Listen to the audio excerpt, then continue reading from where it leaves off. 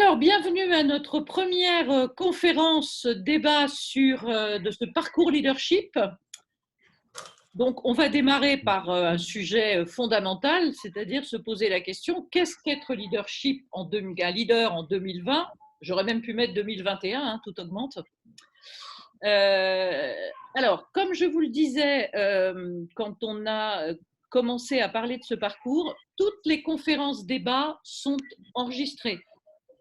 Je ne dis pas ça pour vous inciter à rater le début, mais c'est simplement pour le fait que vous pourrez les retrouver systématiquement sur Blackboard en salle de classe.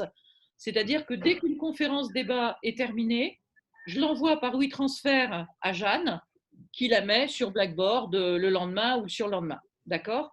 En revanche, je vous le rappelle également, les codev qui portent sur des sujets personnels de chacun d'entre vous ne sont jamais enregistrés.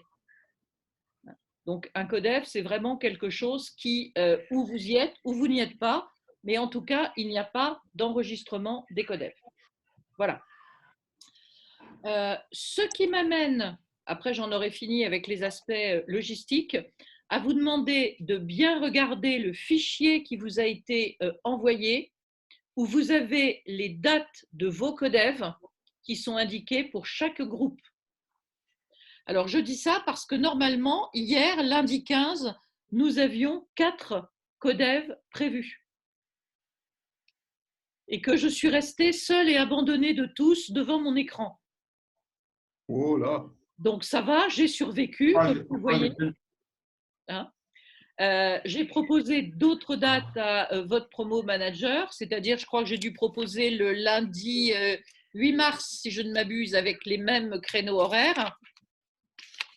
J'ai dû choisir le 8 mars parce que c'est la journée internationale de la femme, donc la date m'allait bien. Donc, je vous rappelle qu'en principe, sur le calendrier Blackboard figurent toutes les sessions où vous êtes tous ensemble. Par exemple, sur Blackboard, dans le calendrier, vous avez bien les conférences débat. En revanche, quand vous êtes en sous-groupe, c'est-à-dire en codev, vous n'êtes pas tous ensemble. Et là, le calendrier, les rendez-vous figurent dans le tableau Excel qui vous a été envoyé. Geneviève, excuse-moi, on a reçu ce tableau quand? Jeanne, le tableau est parti quand? Ça doit être encore Manon qui l'avait envoyé. Oui, je pense que c'est Manon qui s'en est occupée. Si vous ne l'avez pas, faites-moi signe et puis on vous le renverra. Non, en tout cas, moi, personnellement, je n'ai pas reçu. Je sais pas si quelqu'un dans le groupe. Donc, on va faire un email de groupe. Il faut le ramener à tout le monde. Hein. Voilà, on va faire un email de groupe et puis voilà, juste voilà. pour être sûr que tout le monde l'a. OK. Je pense qu'on n'avait pas ce document. Alors, c'est pas grave, hein, y a pas, franchement, il n'y a pas mort d'homme. Le truc, c'est que vous pensiez, parce que souvent, on a le réflexe de tout chercher sur le calendrier. Donc, regardez bien ce document, ce sera le plus simple. Je vous rappelle aussi une chose pour les codev qui est importante. Au sein du même groupe, si vous souhaitez changer l'ordre où vous êtes désigné comme client, vous en avez tout à fait la possibilité. Je ne sais pas, moi, imaginez que Patricia et Guillaume soient dans le même groupe. Guillaume va nous dire, bah, moi, là, j'ai vraiment un sujet qui est important, qui est brûlant, qui est urgent pour moi, mais mon codev n'est qu'au mois de mai, par exemple. Bah, vous pouvez tout à fait décider d'échanger le rôle du client du moment qu'on a, à la date prévue, un client avec une problématique. D'accord ? Ouais. Ok. Alors, on va démarrer. Première question, est-ce que vous avez pu regarder la vidéo qui vous était proposée sur Blackboard sur le leadership? Karim, je vois que ça te crée un sourire radieux, mais je ne vois pas s'il y a un oui massif ou un non mince, j'ai oublié derrière. Geneviève, s'il te plaît. Oui. On est à notre deuxième séance et j'ai l'impression qu'on est en train de reprendre la première. Pourquoi? Parce que la vidéo dont tu parles, c'était la vidéo de la première séance. Je ne sais pas si je fais confusion. Le leadership en 2021, on a eu une session déjà au mois de janvier. Je suis désolée, je suis en train effectivement de me tromper avec la promo qui était avant vous. Je suis absolument navré. C'est ça. Là, effectivement, Ce que je dis. alors je vous demande juste un instant. On serait sur quoi? Les modèles de personnalité? Donc, nous allons être à ce moment-là sur les modèles de personnalité. Alors, je reprends votre promo. Je vous prie de m'excuser.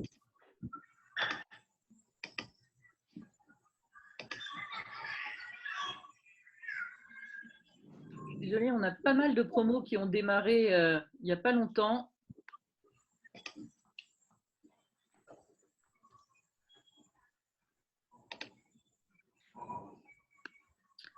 Alors, nous allons donc parler, autant pour moi, des modèles de personnalité. Je vais donc reprendre le support débat qui sera mieux se connaître pour affirmer son leadership. Alors, on va donc, voilà, hop, et c'est bon. Je vais laisser rentrer Alain Didier.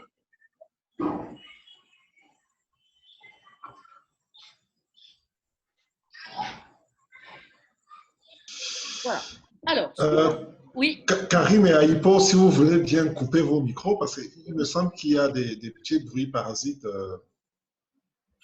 Laissez Geneviève parler toute seule pendant qu'elle parle et coupez vos micros, s'il vous plaît. J'entendais effectivement un petit peu des bruits d'oiseaux. Non, je ne pense pas que ça chez moi, mais il n'y a pas de souci, je peux couper.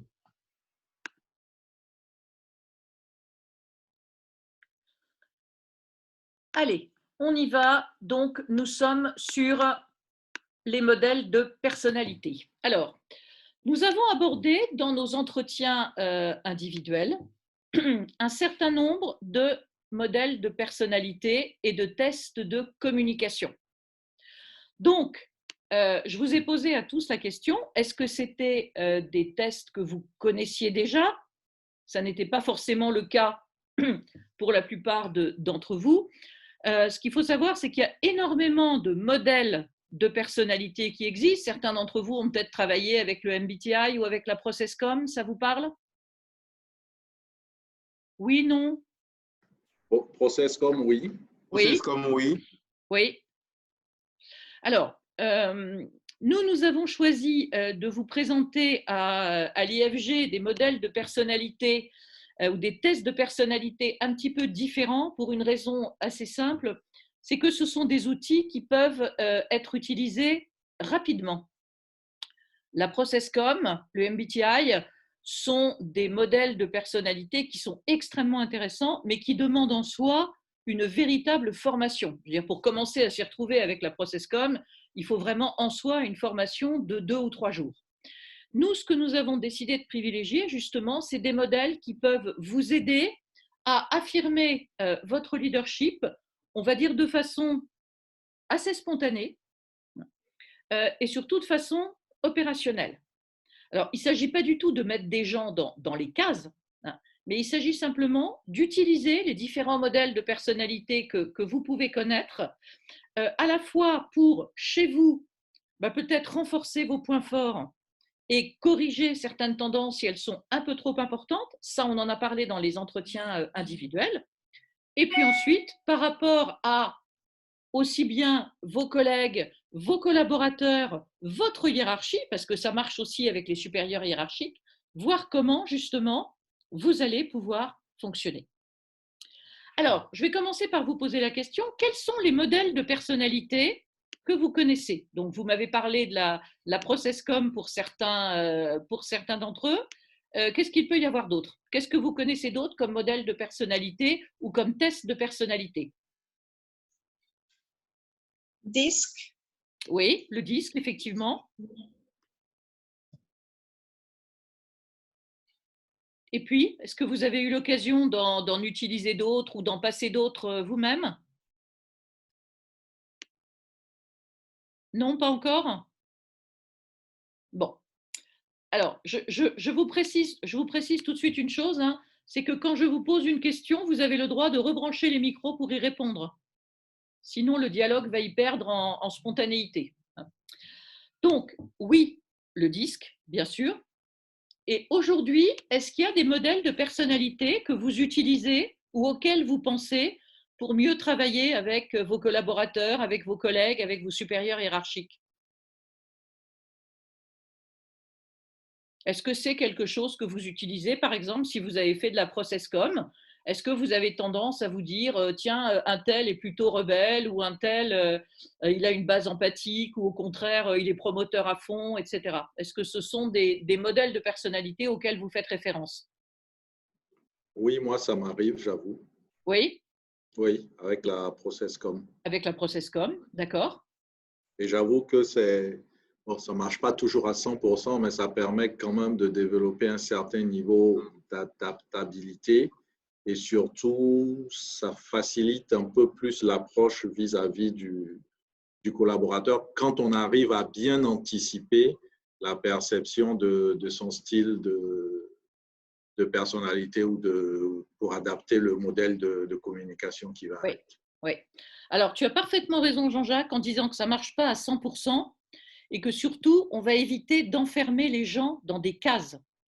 D'abord parce qu'on ne peut pas poser la question, hein, vous n'allez pas aller demander à quelqu'un, et toi, tu te sens plutôt promoteur, rebelle, empathique, etc.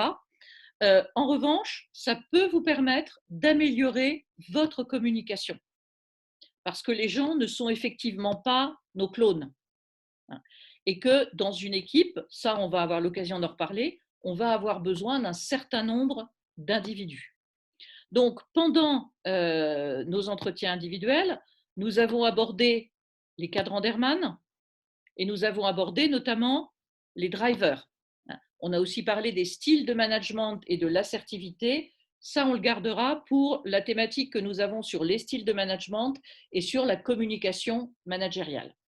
Donc là, on va essayer de reprendre un petit peu justement ces deux premiers modèles. Alors, je vais partager mon écran.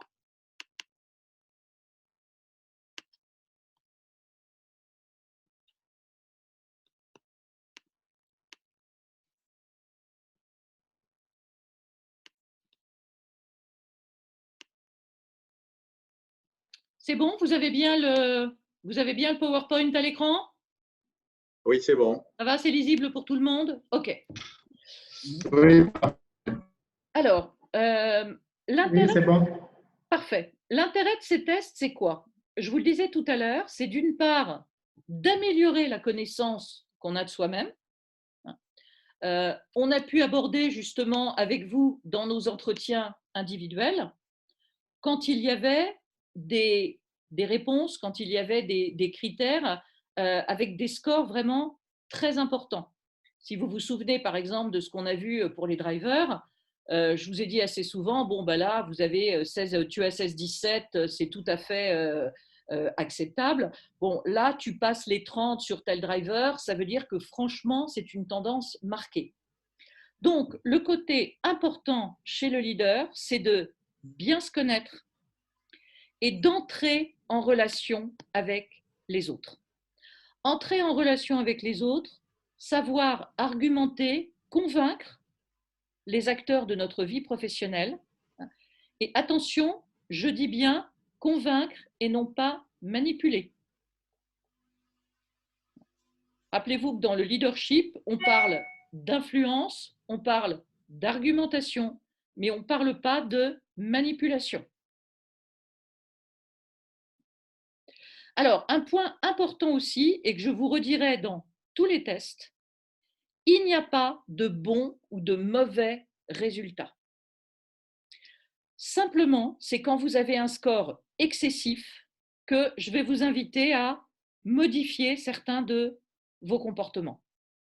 Parce que là, effectivement, ça peut être risqué. Si on revient sur les résultats qu'on a abordés nos entretiens individuels, vous voyez qu'en général, vous avez tous eu tendance à me dire « oui, je me retrouve bien, en général, peut-être un peu moins sur ce point-là ». Donc, c'est tout à fait normal que ce ne soit pas à 100% la façon dont vous vous voyez. Mais il y avait quand même des points sacrément en cohérence avec ce que vous saviez de vous. Donc l'intérêt, ça va être aussi de se dire, OK, par rapport aux gens qui m'entourent, comment je vais pouvoir utiliser ces drivers ou comment je vais pouvoir utiliser ces cadrans d'Hermann pour mieux communiquer avec eux. Encore une fois, sans les manipuler. Aujourd'hui, est-ce que quand vous pensez à vos collaborateurs, quand vous pensez à votre supérieur hiérarchique, à vos collègues, est-ce que automatiquement il y a des drivers ou bien des cadrans d'Hermann qui vous viennent en tête? Est-ce que certaines personnes de votre entourage professionnel, vous vous dites « Ah oui, lui, il est vraiment dans tel driver, il s'est vraiment un fait plaisir à fond », ou bien l'autre, oui, alors lui, c'est vraiment un financier planificateur et ce n'est pas la peine de lui parler du bénéfice pour les êtres humains ou d'idées nouvelles, ce n'est pas du tout son truc. Est-ce qu'à travers la description, même brève, qu'on a fait dans les entretiens, vous avez retrouvé certaines personnes de votre entourage? Euh, oui, oui, moi me concernant, ça a été un de mes liners parce que j'ai deux liners, j'ai le DG et puis une autre personne du groupe. Oui. Donc, il y avait un dossier sur lequel on tardait au niveau du DG, mais bon, j'ai compris tout de suite que c'est vrai que c'est un expert comptable et puis il est frileux des chiffres. Donc, fallait aborder les choses autrement. Oui, c'est exactement ça. Ce n'est pas aborder les choses en changeant de sujet, c'est aborder les choses autrement. Vous le voyez très souvent, dans la communication, on aura l'occasion d'en reparler, hein, c'est vraiment un des sujets les plus complexes qui soient, même si ça a l'air extrêmement simple, avec beaucoup de risques de malentendus, d'incompréhension, etc., en fonction de la façon dont les gens, justement, fonctionnent, voient la vie et voient les choses. Il y a un exemple sur lequel je reviens, je l'ai cité à certains d'entre vous parce que ça m'avait vraiment frappé dans ma vie de jeune directrice du marketing. J'étais allée voir mon patron, moi je suis une empathique à 100%, ce qui est plutôt bien quand vous faites du coaching et de la formation. Et mon patron était un financier pur et dur. Et je suis allée le voir en lui disant « Ah, j'ai trouvé une idée de challenge pour les commerciaux, les gars vont être ravis. » Et mon patron m'a répondu « C'est bien ça, Geneviève. Et un commercial ravi, ça me rapporte combien de points de marge ?»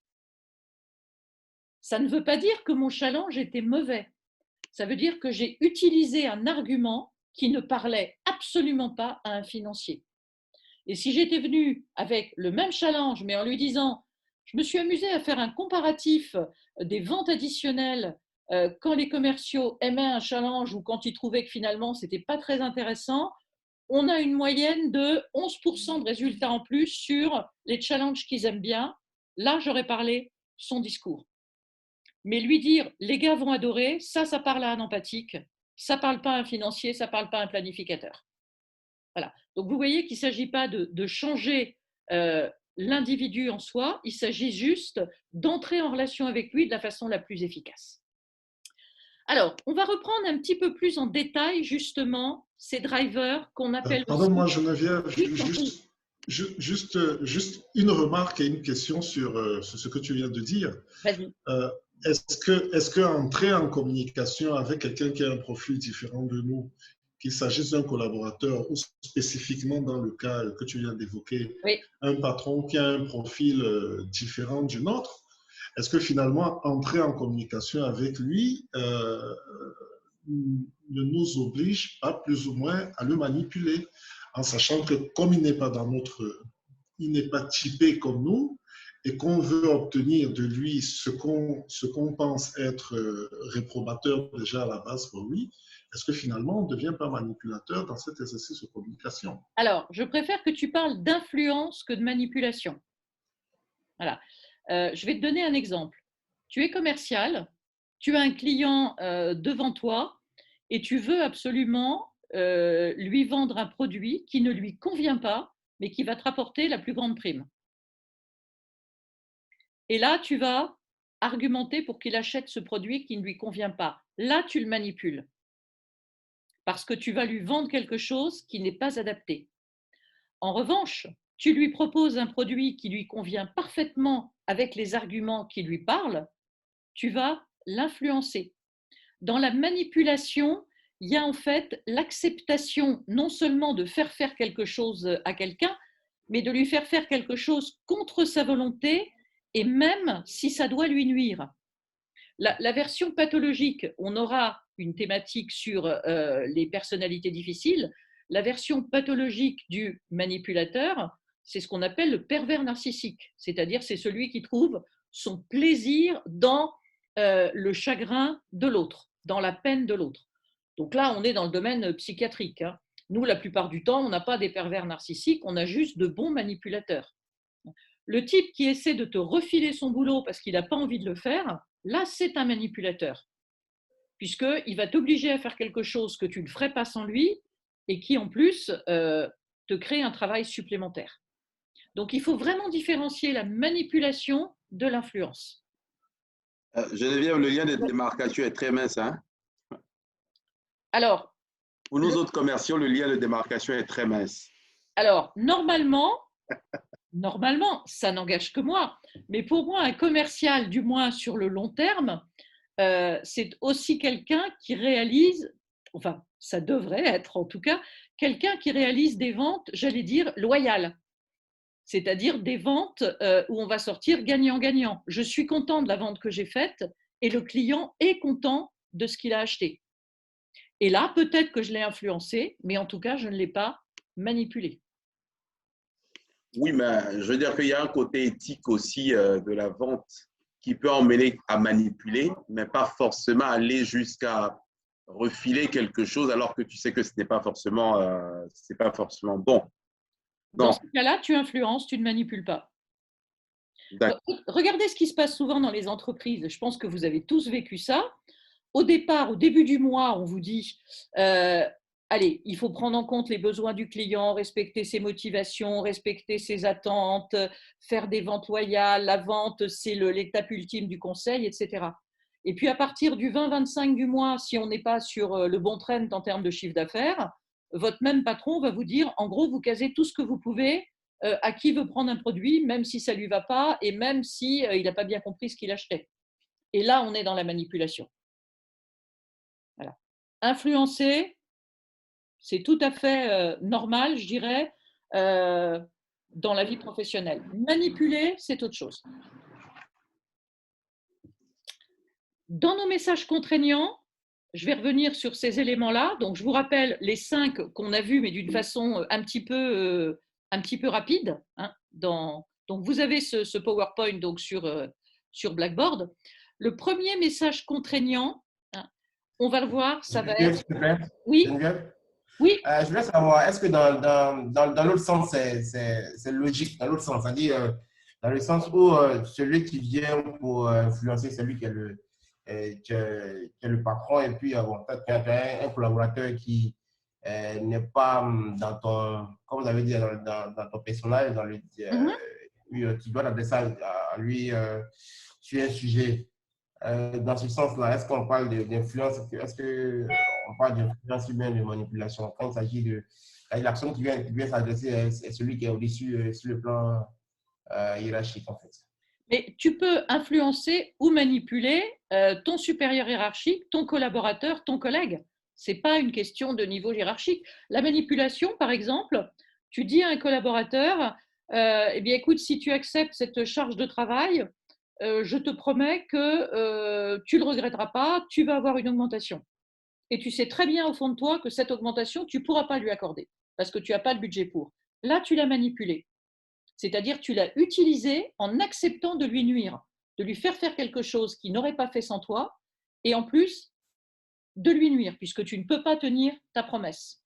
En revanche, si tu lui dis écoute, je sais que tu as envie d'évoluer dans le service, je peux te dire que quelqu'un qui va accepter, par exemple, de s'occuper de l'intégration des nouveaux aura plus de chances d'arriver à intégrer le service formation ou à devenir responsable, eh bien là, tu ne le manipules pas.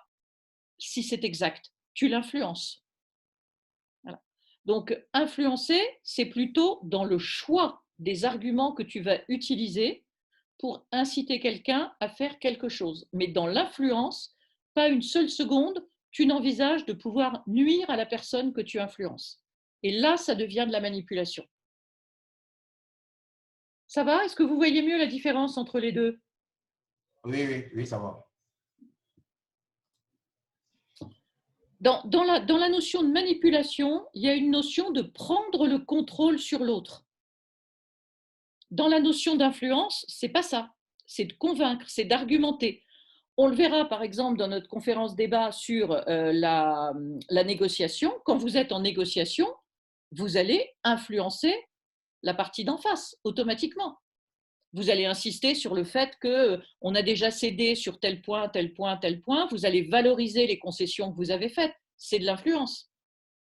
Ce n'est pas de la manipulation. En revanche, si vous leur dites de toute façon, c'est ça ou on arrête immédiatement la négociation alors que vous savez que les autres ne peuvent pas se passer de vous, là, on est plutôt dans la manipulation. Alors, je reprends les 5 drivers, messages contraignants ou l'autre formule, je vous l'avais dit, ma préférée, pilote clandestin. Alors, si vous vous en souvenez, pourquoi est-ce qu'on parle de pilote clandestin? Parce que ce sont toutes ces petites phrases que nous avons intégrées, parce qu'on nous les a intégrées, on les a enracinées en nous, et du coup, c'est elles qui font qu'on n'est pas si libre que ça dans nos actions.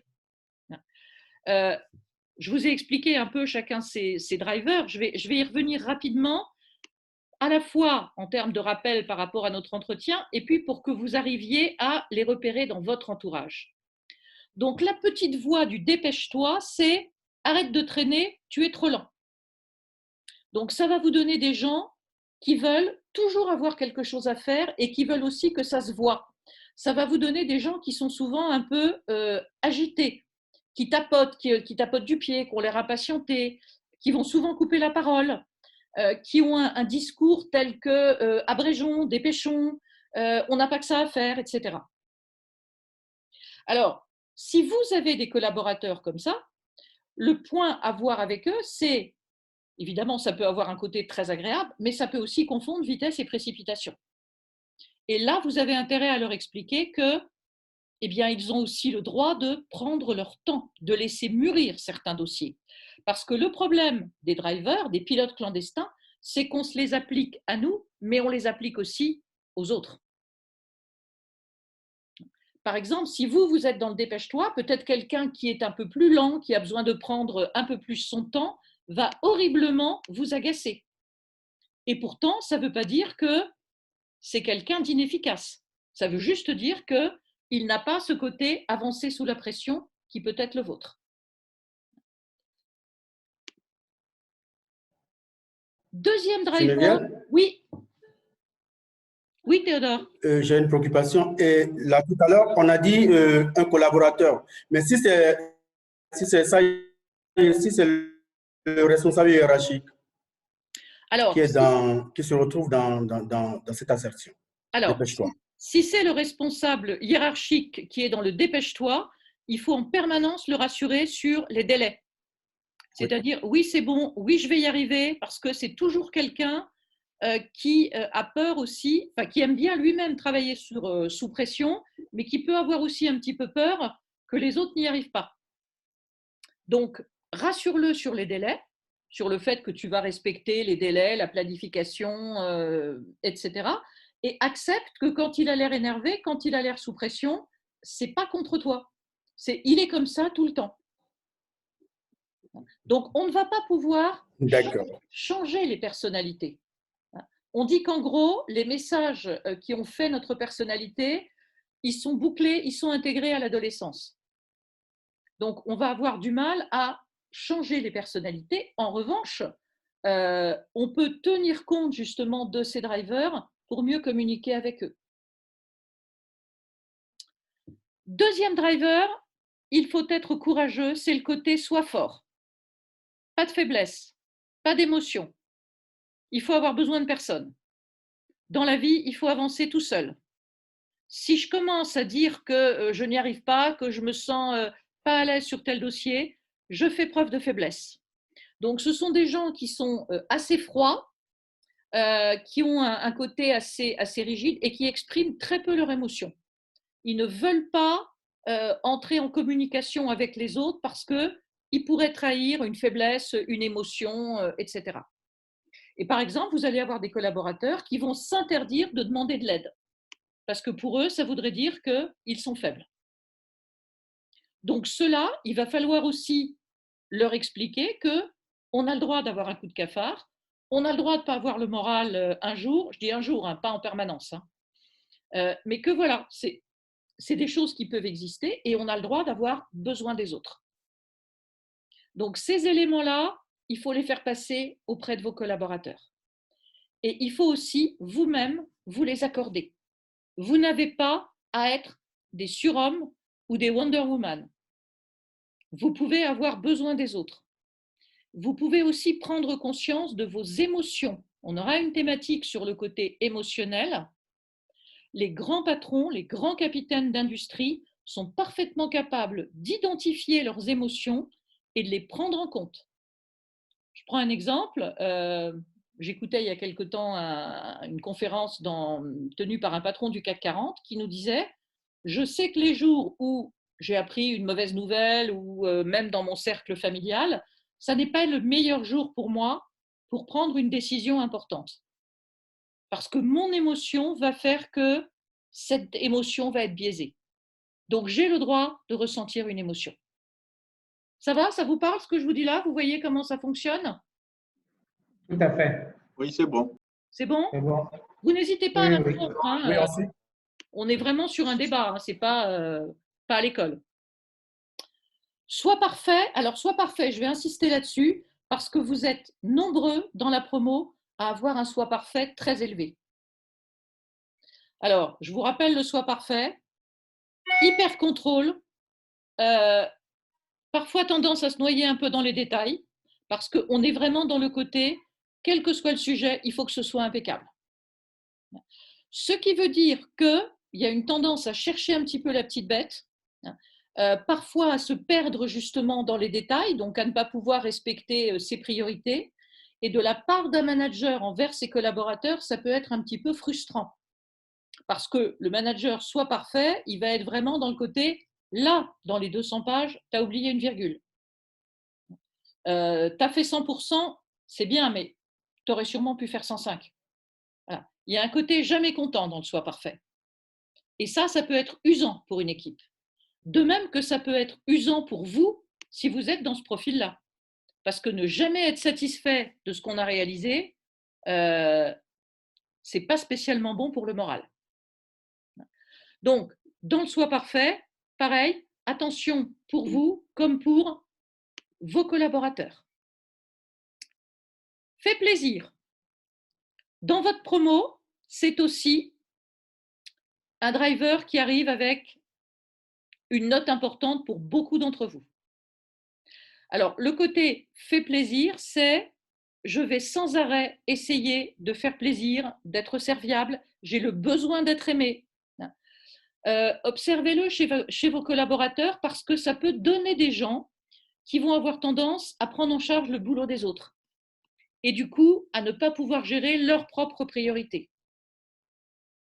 Moi, je me souviens d'un jour où, quand je travaillais chez Téléperformance, donc j'étais directrice des ventes, et je vais voir mon patron en lui disant « Je suis désolée, je n'ai pas fini mon reporting parce que les études étaient un peu dans le jus, j'ai voulu donner un coup de main. » Et il m'a répondu « Ah, mais si demain, tu as envie d'aider l'équipe de ménage à faire les toilettes et les bureaux, c'est ton problème. Moi, je veux le reporting demain matin à 8h. » Alors, c'était peut-être dit d'une façon un peu cash. Vous allez me dire que je n'ai pas de peau avec mes patrons.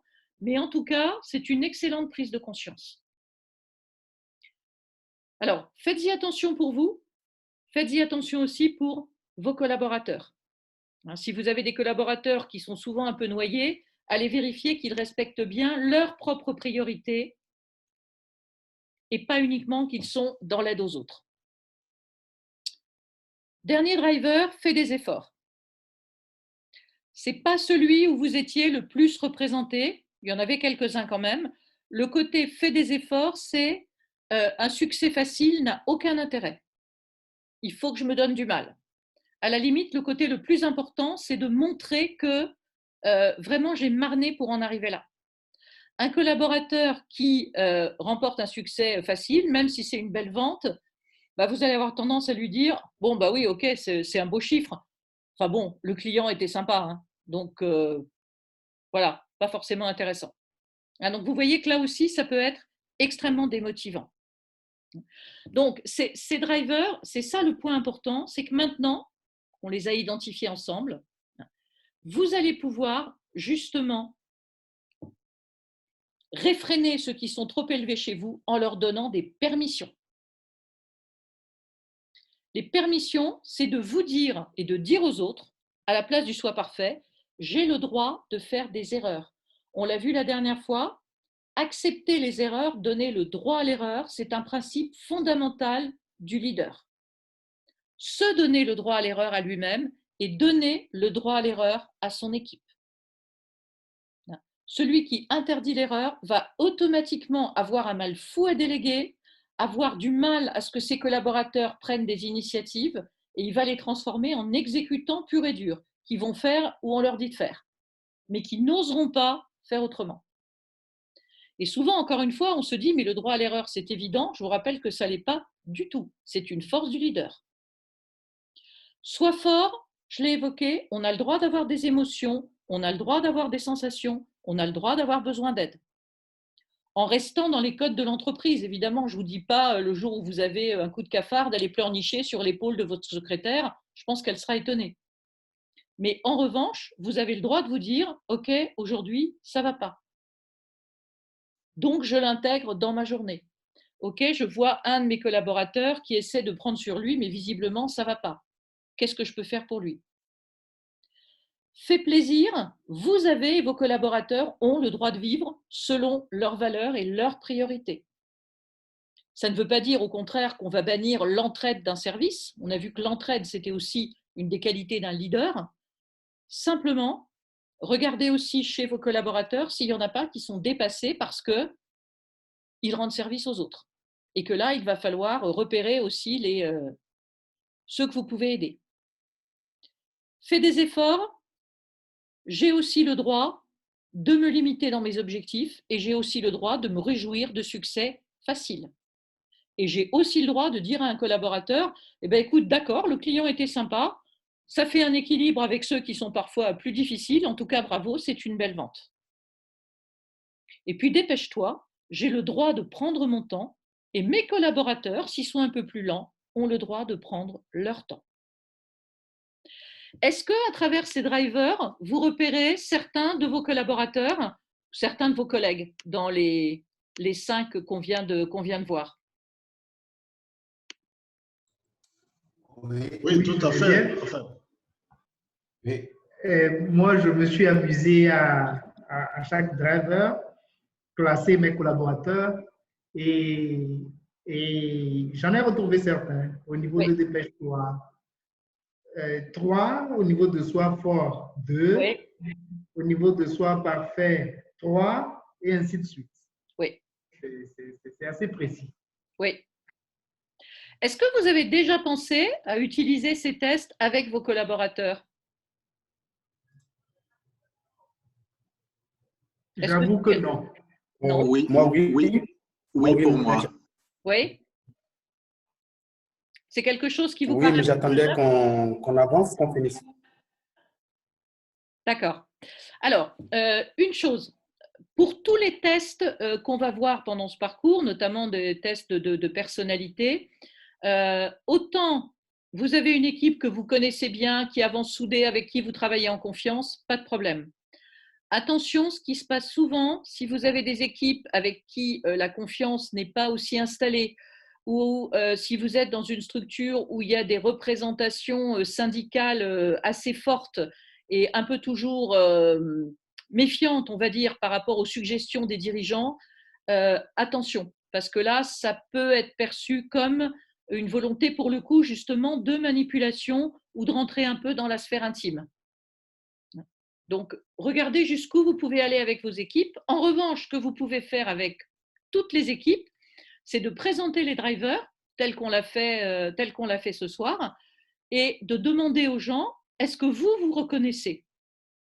Et de ne pas aller plus loin. Et vous allez voir que souvent, ils vous disent, ah ouais, moi je suis complètement dans le fait plaisir. Hein. Ou alors, ah oui, moi le soit parfait, je suis un obsessionnel du troisième chiffre après la virgule, je ne peux pas me contenter d'une estimation, c'est tout à fait ça.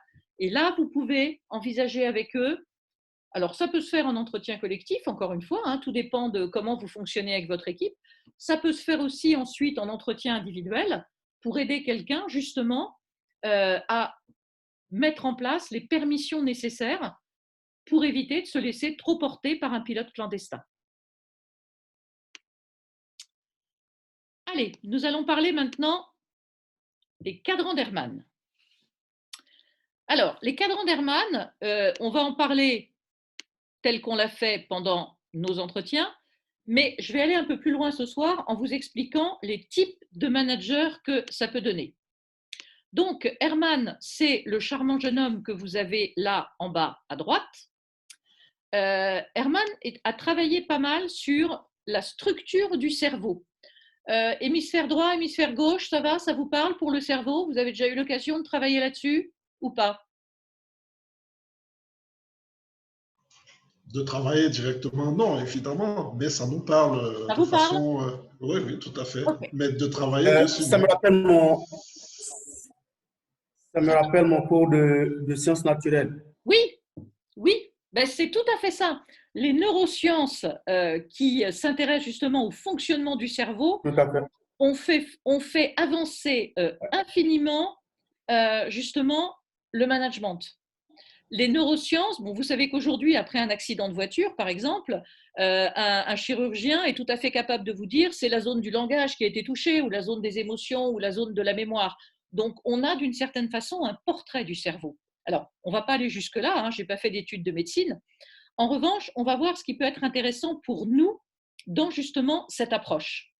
Pour faire simple, hémisphère gauche, c'est tout ce qui est rationnel. Hémisphère droit, on est plus dans le côté intuition. Et à ces deux hémisphères s'ajoutent les trois, on pourrait dire, couches du cerveau. Première couche, reptilien, destiné à assurer la survie de l'espèce. On le verra, on aura l'occasion de le revoir dans d'autres thématiques, notamment celle sur la gestion du stress. Là, ce soir, on va plus se consacrer aux deux couches suivantes, hein, qui sont le limbique, siège des émotions et de la mémoire, et le cortical, où on retrouve le siège de tout ce qui est maturité, apprentissage, logique. Donc, si vous mixez ça, vous allez retrouver 4 cadrans. C'était le test que vous aviez à faire sur Excel, où vous aviez les colonnes A, B, C, D, avec… On n'a pas repris les formules cortical gauche, cortical droit qui peuvent paraître un petit peu absconses. Le cortical gauche, c'est ce qui correspond au financier. Donc, si vous vous en souvenez, le financier, il raisonne par la logique, les chiffres, les quantités, l'analyse.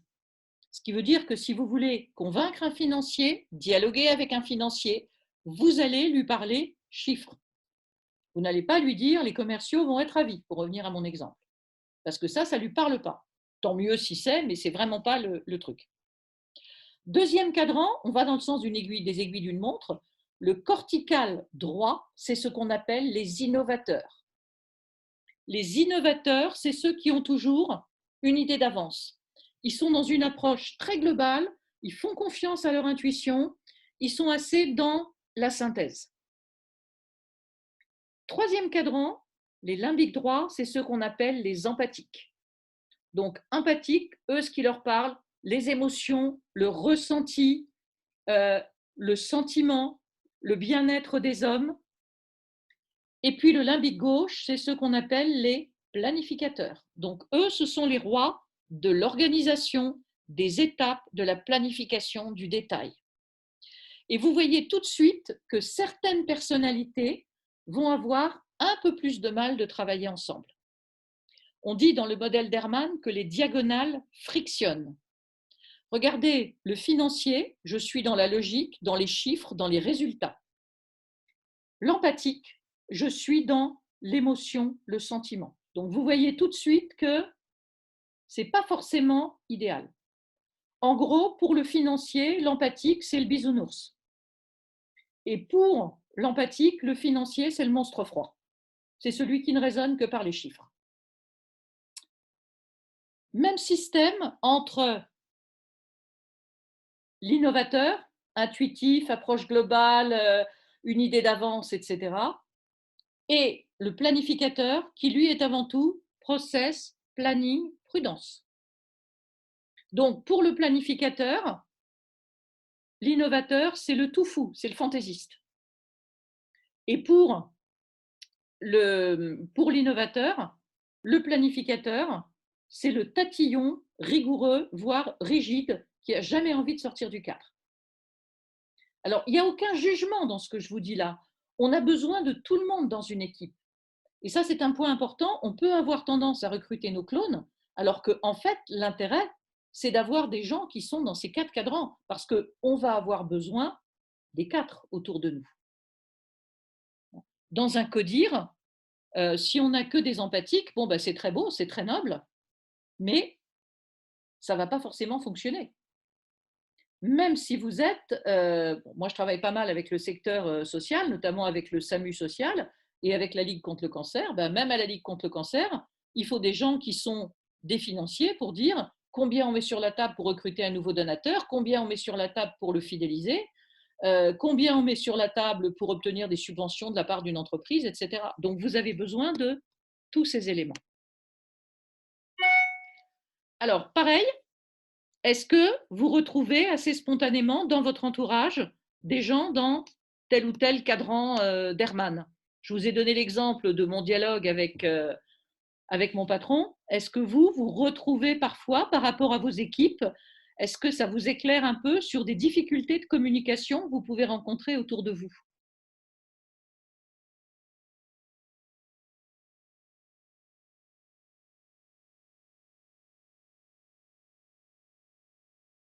Moi, je dirais oui.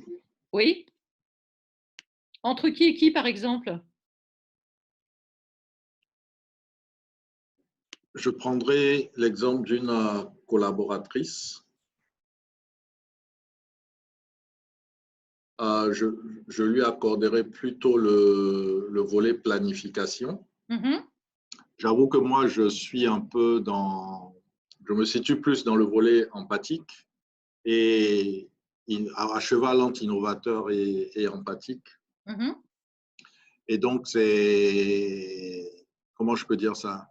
En tenant compte de ces effets-là, comme je le disais au début, on arrive à ajuster quand même son mode de communication et à pouvoir mieux faire avancer, mieux se faire comprendre, mieux motiver la concernée dans ce cas-là, et surtout l'accompagner dans son sens pour une meilleure compréhension pour une meilleure aisance pour faire passer le message et ce qu'on attend de la personne. Oui. Alors, tu as parfaitement raison. Il y a aussi un point qui est important à avoir en tête. Vous dirigez des équipes, d'accord? Et il faut aussi que ces équipes, elles fonctionnent entre elles. D'accord? Donc, parfois, vous allez avoir des gens qui vont avoir de la difficulté à fonctionner entre eux. Et c'est votre rôle, justement, de manager, de leader, de créer une entraide et une collaboration. Je vous ai dit tout à l'heure, par exemple, pour le financier, l'empathique, c'est le bisounours. Et ça va être important, vous, quand vous dirigez une équipe, de pouvoir faire comprendre aux financiers que oui, la façon dont les collaborateurs vont voir le truc, c'est important aussi. Ne serait-ce que parce que s'ils y mettent moins de bonne volonté, eh ben, ma foi, ça va prendre plus de temps et que, au point de vue chiffre, on a peut-être intérêt à ce que les collaborateurs prennent bien cette nouvelle décision. Donc, vous voyez, je reviens à ma notion d'influence. Comment est-ce qu'on peut faire fonctionner des équipes entre elles, sachant qu'elles n'ont pas la même façon de voir la vie? Donc, entre vous et vos équipes, entre vous, vos collègues, vos managers, et puis aussi, encore une fois, ce que ça peut donner au sein de votre équipe. Et pour vous-même, pensez-y au sein d'un CODIR. Je vous invite vraiment, que ce soit les drivers ou les cadrans d'Hermann, à vous poser la question, à essayer de voir à travers un petit peu ce prisme, comment sont les gens du comité de direction, du comité exécutif qui travaillent avec vous. Alors, ce qu'on va voir maintenant… S'il te plaît. Pardon, Geneviève, je voudrais intervenir sur, sur le diagramme. Alors, je reviens sur les cadres. Tu parles des cadrans d'Hermann? Oui, le diagramme précédent, précédent, où on avait la configuration des neurosciences. Voilà.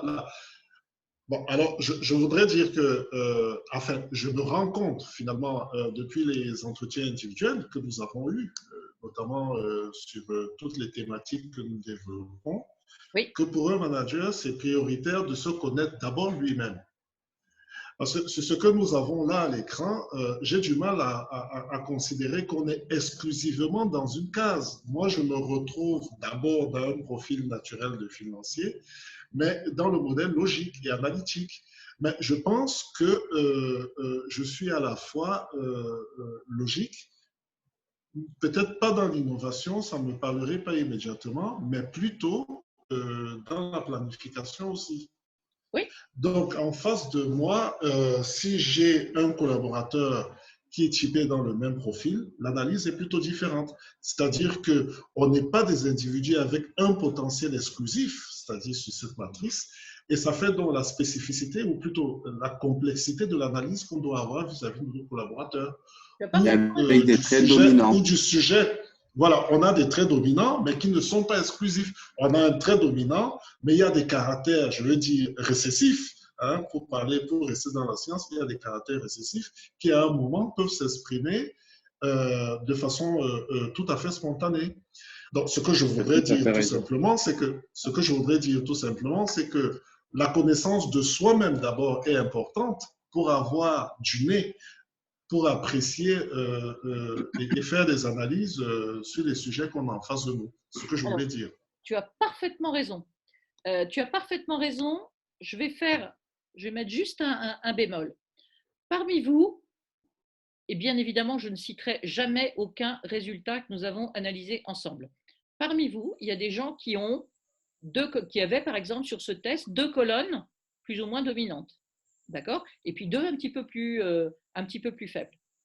Il y en a d'autres qui avaient une note extrêmement dominante, hein, puisqu'il y avait 10 points au total à se répartir, qui par exemple avaient 6, 2, 1, 1. Quand on a 6, 2, 1, 1, et j'en parle d'autant plus avec facilité que c'est mon cas.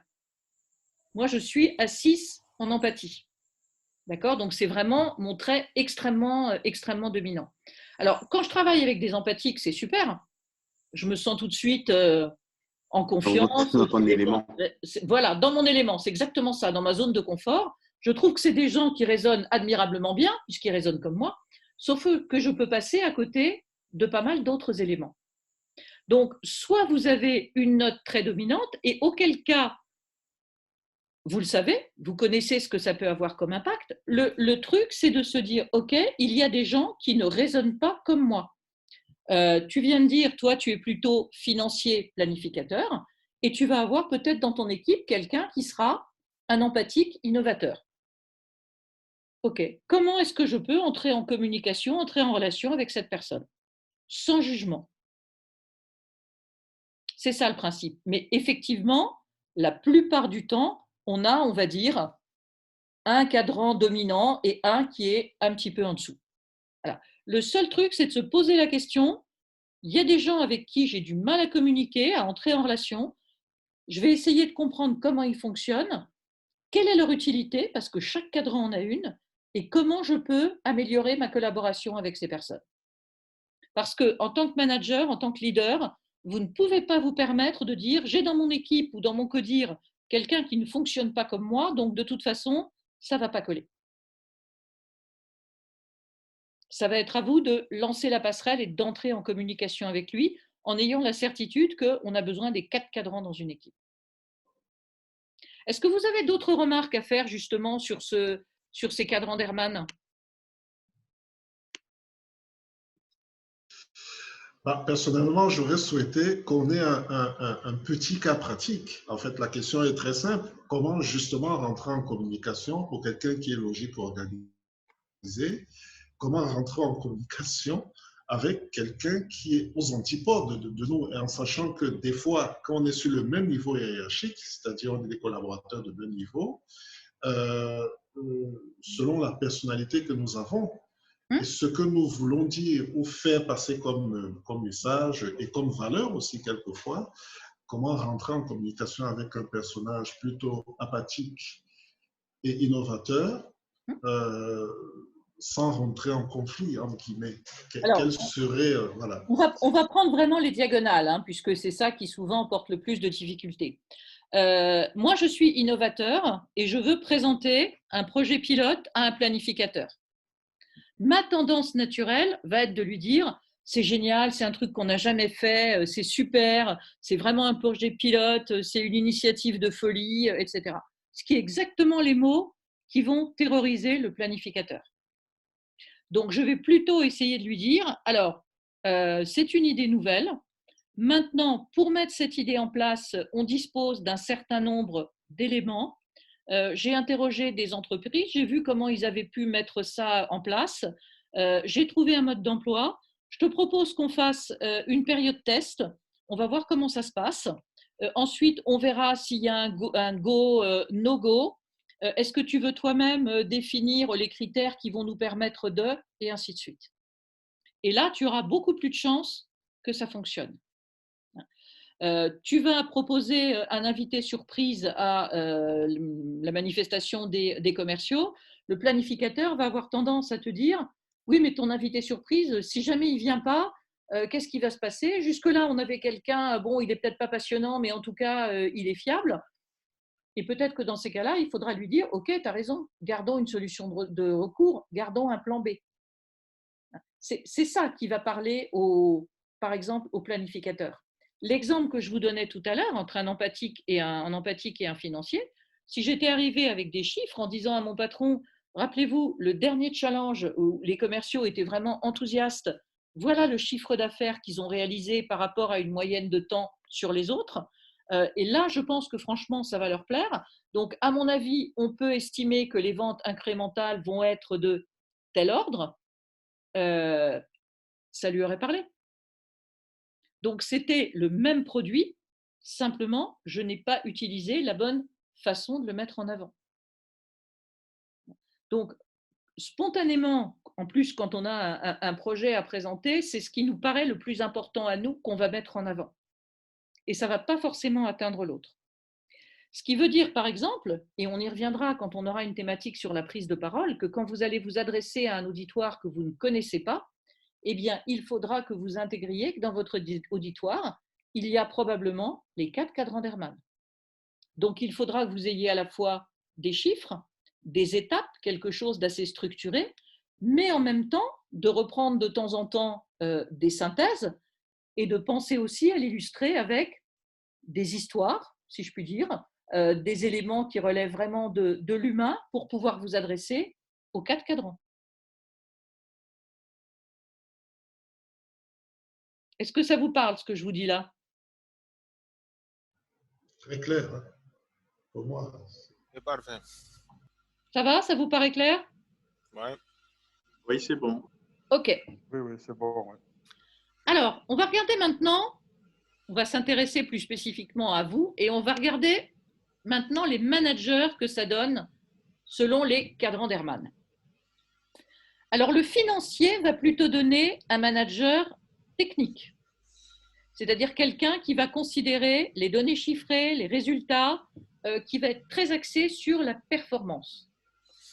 Assez souvent, ce n'est pas un grand communicant, puisque lui, il vise à ce qui est utile, nécessaire. Donc, il communique si ça en vaut la peine. C'est quelqu'un qui va aussi donner, je dirais, la priorité aux spécialistes, aux gens qui savent, aux aspects techniques. L'innovateur va donner un visionnaire, un manager visionnaire. Alors, le manager visionnaire, il a une grande chance, c'est qu'il adore le changement, ça le stimule. Tout ce qui peut sortir du cadre, voire prendre des risques. C'est quelqu'un qui est sans arrêt à anticiper les problèmes et à trouver des nouvelles solutions. Ça, c'est le manager, ça, c'est vraiment le visionnaire.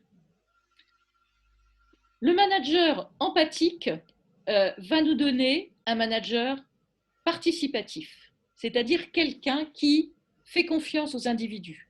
Il a besoin de travailler dans une ambiance de contact humain riche, d'écoute, de dialogue, d'entraide. C'est quelqu'un qui est très sensible à l'ambiance et qui fonctionne par l'esprit d'équipe. Et puis, le dernier, le planificateur, va être plutôt du profil hiérarchique, alors pas au sens autoritaire du terme, hein, mais au côté peu enclin au changement. C'est-à-dire, il y a des choses qui marchent, il y a des trucs qui font leur preuve, il y a des règles, une hiérarchie, des process. Ça doit fonctionner comme ça. Pourquoi vouloir réinventer la roue? Encore une fois, il n'y a pas de bon ou de mauvais profil. L'important, c'est de penser aux troupes que vous encadrez. Vous voyez que si vous avez, par exemple, si vous êtes plutôt un manager au sens financier du terme, un manager technique, eh bien peut-être que vos collaborateurs qui sont plus empathiques vont trouver que votre communication, elle est vraiment extrêmement réduite. Si vous êtes un visionnaire, si vous adorez le changement, si vous avez une équipe, par exemple, un petit peu frileuse, eh bien peut-être que vous n'allez pas les rassurer, parce qu'au contraire, le changement a l'air de vous emballer, alors que eux, c'est tout ce qu'ils redoutent. Je vais prendre un exemple. J'étais en mission pour EDF au moment où en France est ouvert le marché de l'énergie. Et j'avais avec moi un jeune cadre EDF, très stimulé, lui, par le changement, alors vraiment un visionnaire, qui disait aux équipes: mais c'est super, vous allez voir, vous allez devenir des conseillers en énergie, vous allez vous éclater, votre boulot va complètement changer, c'est fini de faire les tournées avec les relevés de compteurs, etc. Et il avait des collaborateurs qui lui disaient: mais attends, moi j'aime faire mes tournées de compteurs. J'ai pas du tout envie que tu me dises que mon métier va complètement changer. Je suis pas rentrée chez EDF pour ça. C'est pas un changement que j'ai envie de vivre. Alors que s'il leur avait dit: bon, votre métier va évoluer. Maintenant, vous allez être accompagné, on va vous aider, vous allez voir, tout est prévu, vous allez avoir des modes d'emploi, vous allez avoir des fiches techniques, vous allez avoir un cadre qui est bien défini, on va faire ça étape par étape, ça serait passé beaucoup mieux. Et pourtant, l'évolution était la même. Simplement, elle n'aurait pas du tout été présentée de la même façon. Donc, pensez bien aussi par rapport au type du manager que vous pouvez être en fonction des cadrans d'Hermann et à la façon dont fonctionnent vos collaborateurs ou encore une fois votre codir. Si en codir, vous avez un collègue qui, lui, est très axé changement, visionnaire, où en sera l'entreprise dans 10 ans, alors que vous, vous êtes plus sur, on va déjà s'occuper des 6 mois qui viennent avec des analyses par quinzaine, et bien peut-être que ça ne va pas forcément fonctionner comme ça. Donc prenez en compte là aussi le style que vont avoir vos collaborateurs, mais également vos collègues. Alors dernier point, la motivation. Le manager financier, il a plus tendance à motiver par la compétition, la pression, les récompenses financières, les primes. Alors, heureusement que, comme vous le disiez tout à l'heure, on a plusieurs cadrans, parce que vous voyez que la récompense financière, eh ben, ce n'est pas toujours possible de la mettre en place. Si vous êtes le patron d'un grand service public, vous n'avez pas un budget prime à disposition. Le manager empathique, lui, il va fonctionner par la valorisation. Pardon, j'ai coupé un cadran. Le manager empathique, donc en bas à droite, lui, il fonctionne par le climat de travail, la solidarité, l'entraide, le moral, etc. C'est parfait. Attention, si vous avez des collaborateurs qui sont des grands individualistes, qui ne jurent que par leur autonomie, ce n'est pas forcément ce qu'ils vont apprécier. Donc là aussi, vous allez avoir besoin de repérer comment fonctionnent vos collaborateurs. Vous êtes un manager innovateur, vous allez fonctionner en favorisant l'éclosion du potentiel. Vous allez essayer de dire à vos collaborateurs: tu vas voir, là, dans 3-4 ans, tu vas avoir un truc super, je vois bien comment tu vas fonctionner, et puis tu auras d'autres opportunités à saisir. Alors, c'est pareil. Si c'est quelqu'un qui est aussi dans l'innovation, génial. Si c'est quelqu'un qui est plus planificateur, routine, sécurité, ça risque de ne pas passer, voire de l'effrayer. Et puis rappelez-vous une chose, on aura une thématique sur le management intergénérationnel. Vous allez avoir des jeunes collaborateurs et les jeunes collaborateurs, ils veulent que ça rapporte tout de suite. Donc, ce que ça pourra leur apporter dans 5 ou 6 ans, on verra plus tard. Dernier point, vous êtes un manager plus axé sur la planification. Vous allez motiver par la promesse de sécurité, la réassurance, la stabilisation, etc. Très bien avec des collaborateurs comme les gens que j'évoquais chez EDF. Par rapport à des gens qui ont allé vite, qui ont envie d'aller vite, qui ont envie de bouger, ben ça va peut-être un peu moins marcher. Voilà. Donc, vous voyez que aussi bien par la connaissance de soi, et on est bien d'accord, c'est de se connaître soi en premier qui fonctionne, ensuite de voir comment vous pouvez fonctionner avec vos collaborateurs, votre manager et vos collègues. Alors, est-ce que vous avez des remarques? Est-ce que vous avez des témoignages? Est-ce que vous avez des désaccords même par rapport à ce qu'on a vu ce soir?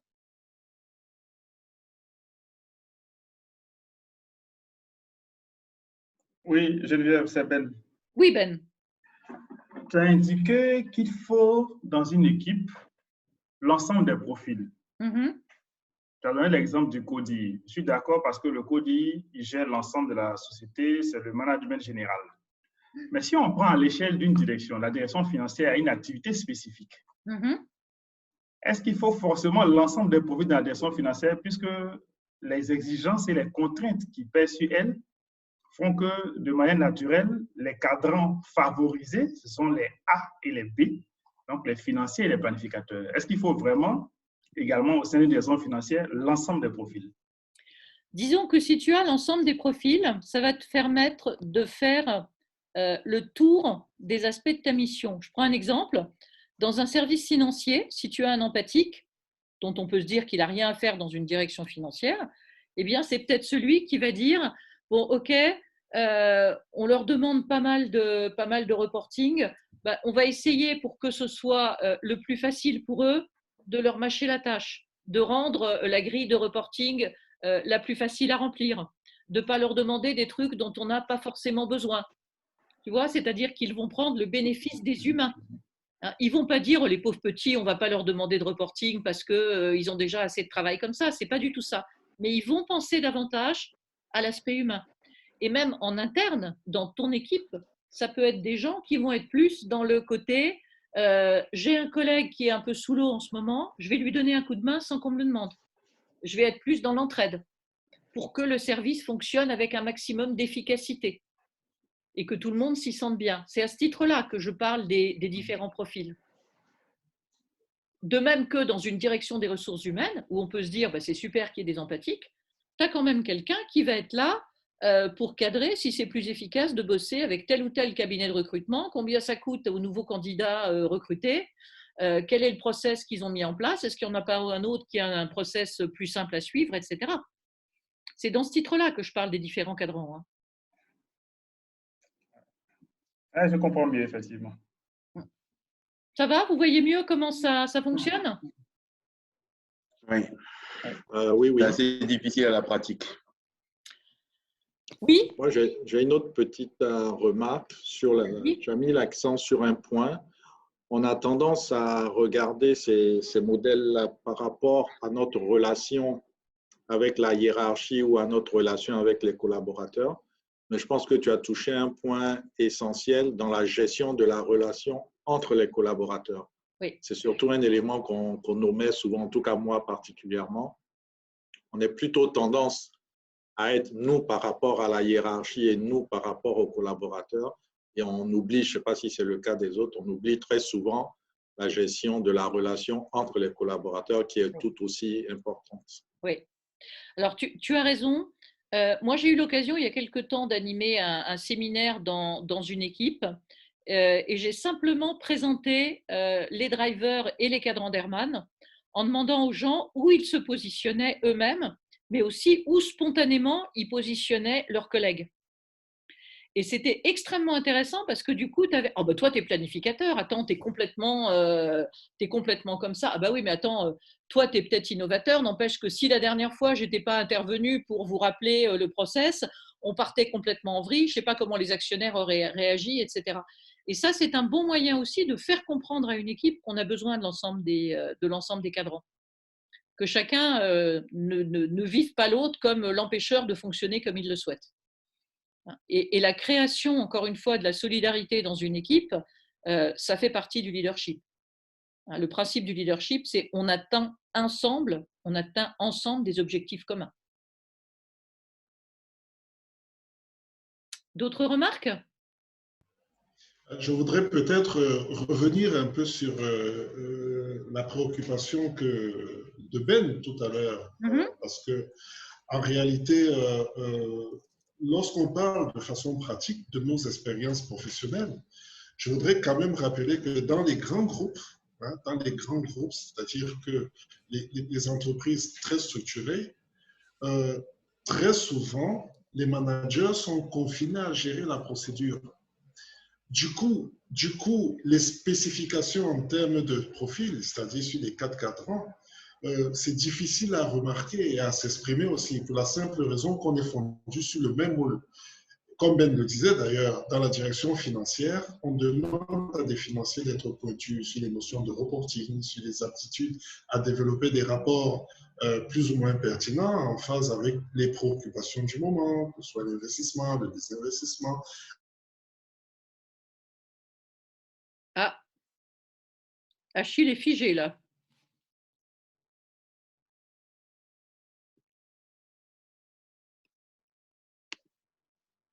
En fait, le point que Ben et Achille évoquent, je pense que ce sont des points assez pertinents parce que c'est surtout de pouvoir créer l'adéquation entre justement les ambitions des entreprises auxquelles nous appartenons. Achille, tu peux finir. Vas-y. Comme c'était figé, donc j'avais pris le relais. Vas-y. Je suis absolument… Ah, c'est refigé. Voilà. Donc, comme je disais, c'était justement être capable de créer l'adéquation entre les ambitions aujourd'hui des entreprises auxquelles nous appartenons, qui sont des entreprises qui sont très portées sur le résultat, très portées sur les finances, et qui, je dirais, en mode de fonctionnement, n'intègrent même pas, en fait, je dirais, cette réalité-là qui veut qu'un univers où il y a des personnes soit un univers qui soit pas monocolore, mais plutôt pluricolore. Et ça fait qu'aujourd'hui, tu prends par exemple, moi, dans le domaine commercial, on est vraiment sous pression. Oui. Je veux dire que tu n'as pas un moment de relâche parce que tu es tout le temps, je veux dire, à peine un mois fini qu'un autre mois commence. Oui. Et je dirais que face à cette pression-là, on n'a pas forcément le temps quelquefois de réaliser qu'on a des émotions qu'on devrait plutôt se permettre parce que à la fin, il faut pouvoir répondre des performances qui sont réalisées par les équipes. Et ça fait qu'à un moment donné, je trouve que ces modèles-là sont des modèles un peu… Ça reste encore pour moi des modèles qui ne s'intègrent pas forcément. C'est vrai que quand tu prends du recul, tu réalises bien vite que c'est utile dans l'activité, c'est très utile. Mais en réalité, dans la pratique, tu te dis, mais à quel moment j'ai le temps de pouvoir effectivement manager une personne selon son profil pendant que j'ai la contrainte ou l'obligation du résultat que je dois être en train de délivrer. Donc, enfin, pour moi, l'idée de cette session-là, c'est vraiment d'arriver à trouver le bon ajustement, le bon équilibre dans la gestion quotidienne des personnes pour que ça puisse effectivement produire les résultats qu'on espère. Sinon, jusque-là, je trouve que c'est encore un peu trop théorique. C'est vrai que moi, par exemple, j'aime vraiment tester ce que j'apprends pour voir effectivement comment ça marche. Mais après, on est très vite rattrapé par la réalité de nos entreprises qui nous demandent d'aller très vite et de pouvoir délivrer. Bien sûr. Tu vois, par exemple, moi, quand il m'arrive de… ce qui m'arrive assez souvent, de former des commerciaux, et je suis d'accord avec toi, ils sont extrêmement sous pression en ce moment. J'essaie de m'adresser aux 4 cadrans. Il n'y a pas longtemps, bon, j'ai formé une compagnie d'assurance qui jusque-là avait, on va dire, largement assez de demandes spontanées pour ne pas avoir à faire de la prospection. Aujourd'hui, c'est moins le cas et on va donc demander aux commerciaux de faire de la prospection. Ce n'est pas forcément ce qui les emballe le plus. Simplement, pour leur parler de cette prospection, il y a des gens à qui on a dit ça va rapporter des primes et ça va rapporter pas mal d'argent. Donc là, on est plus sur le côté financier. Il y en a qui étaient plutôt dans le côté mais comment on va y arriver, on ne sait pas faire, et à qui on a dit vous allez être guidé, il va y avoir des argumentaires, il va y avoir des réponses aux objections, il va y avoir des sessions d'entraînement, etc. Là, on est plutôt dans les planificateurs.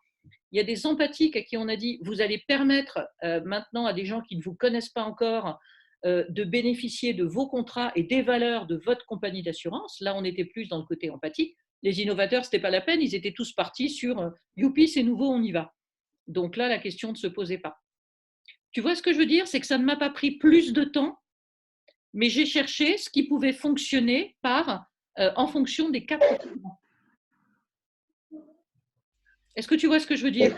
Non, je comprends. C'est-à-dire que dans tous les cas, il faut toujours garder à l'esprit qu'il faut essayer de mettre en pratique. Il faut toujours essayer. Et je pense que tu peux trouver une solution à un problème qui est posé en termes stratégiques et pouvoir aller vite. C'est exactement ça. Et après, ça vient. Quand tu prends le réflexe de te poser à travers les 4 cadrans comment je vais présenter ça, parce que si j'ai un auditoire devant moi, je pars du principe que je vais avoir les 4 cadrans, ça peut devenir une forme de réflexe.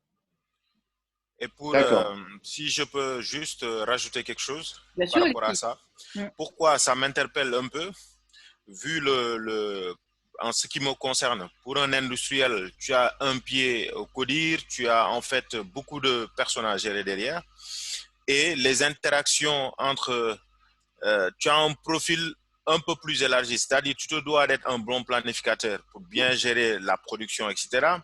Derrière, être un bon financier pour suivre les chiffres et éviter gérer le budget, etc., tout ce qui va avec. Et en même temps, aller au CODIR pour essayer de défendre certaines choses. Donc, je retrouve en fait ce cadran-là tous les jours. La difficulté maintenant, c'est comment trouver le juste milieu, parce que je me retrouve avec les 4 cadrans, que ça soit, comme disait tout à l'heure Jean, qui est très important par rapport aux collaborateurs directs, avec des sous-services derrière à gérer, à pouvoir motiver, etc., à trouver le bon discours. Et actuellement, je le vis avec l'effet Covid, qui fait que l'achat devient beaucoup plus compliqué pour les matières premières, les coûts qui augmentent. Comment le présenter tout en gardant en fait cet optimisme au niveau du comité directeur, tout en ayant un bon discours vis-à-vis des financiers qui sont beaucoup plus axés coût, tout en sachant que les coûts vont augmenter, etc. Donc, j'ai essayé par exemple cette semaine d'appliquer cela. Ça n'a pas été facile. C'est quand même après, tu te retrouves avec un supérieur hiérarchique qui est carrément axé financier, qui regarde que les chiffres, c'est pas son problème. J'ai essayé de reformuler pour présenter un peu l'augmentation de coûts et derrière, il n'y aura pas assez moins de rentabilité vu que les matières premières sont en train de monter. Je me suis rendu compte en fait que l'approche que j'ai revue par rapport aux financiers lui a permis, il était un peu plus surpris. Et à la sortie de la réunion, il m'a appelé pour me dire, bon, je ne sais pas, aujourd'hui, tu as été beaucoup plus serein, beaucoup plus... C'est quoi le changement? C'est par rapport à la discussion qu'on a eue la dernière fois, j'ai essayé de mieux présenter. Je me suis rendu compte que l'idée, pour moi, c'est le leadership, ma compréhension, c'est d'essayer de trouver le juste milieu par rapport aux 4 cadrans. C'est-à-dire, on a toujours, en fait, l'organisation figée de l'entreprise qui ne change pas par rapport aux services, par rapport aux résultats qui sont demandés toujours, mais charge à nous de voir comment mettre en adéquation en fait tout cela par rapport à notre environnement, toujours dans l'atteinte du résultat, de l'objectif, tout en gardant en esprit qu'il faut tôt ou tard atteindre l'objectif. C'est-à-dire, il n'est pas pour moi qui est, je le dis, empathique en plus.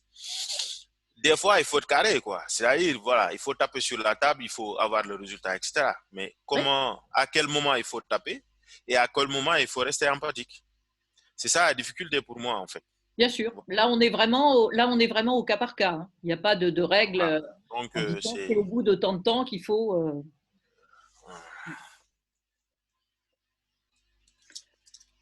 Ok. Est-ce que cette première conférence, hors la notion de qu'est-ce qu'être leader, maintenant qu'on rentre plus dans les aspects, déjà être leader, c'est mieux se connaître pour entrer en relation avec les autres. Est-ce que cette conférence vous a convenu? Est-ce que ça correspond à ce que vous attendez de ce type de thématique? Je vous écoute. Parfaitement. Et surtout quand c'est Geneviève qui dispense le cours. Oh. Un vrai commercial. Absolument. On verra aussi dans les motivations l'importance de savoir caresser dans le sens du poil, si je puis dire. Jeanne, est-ce que c'est très intéressant parce que c'est pratique. Oui, c'est une boîte à outils. Ça, c'est l'objectif. Hein. C'est précieux. Ouais. Jeanne, tu as une remarque à faire? Tu as une info à donner? Non, Non, pas pour le moment. Donc, je suis en train de rechercher les tableaux individuels. J'ai l'impression que ça n'a pas été envoyé. Donc, je vais y travailler avec Manon. Juste pour vous dire que la passation n'a pas été complètement faite pour le moment entre Manon et moi.